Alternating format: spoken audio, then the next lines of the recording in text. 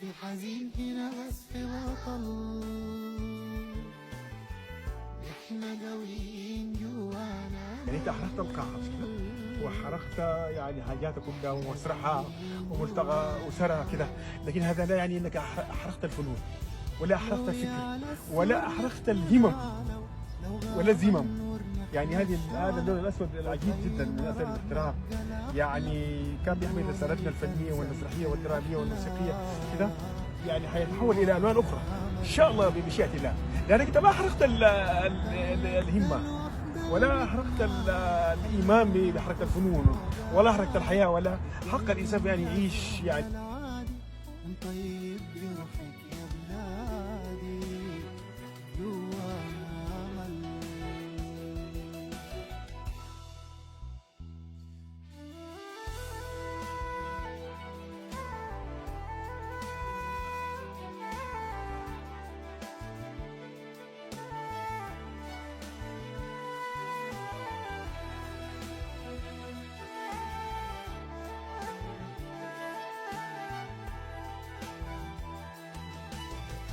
كل الأزمات في العالم محتاجة ضمير البني آدم، نتكاتف ونصبر ونتراحم، بالحب نتصافى ونتسالم، جوانا أمل.